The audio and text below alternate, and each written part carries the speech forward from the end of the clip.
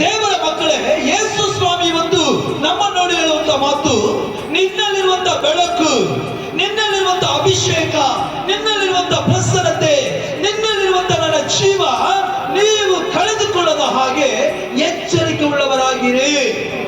Hallelujah.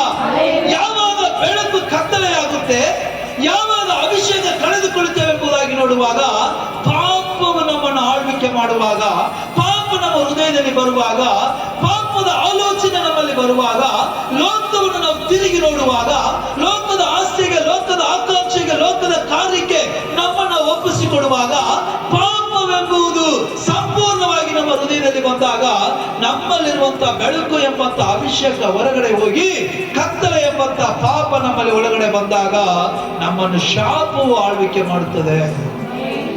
ದೇವರು ಕೊಟ್ಟಂತ ಆಶೀರ್ವಾದದಲ್ಲಿ ಸುಖವಾಗಿ ಜೀವಿಸುವವರಾಗಿರಬೇಕು.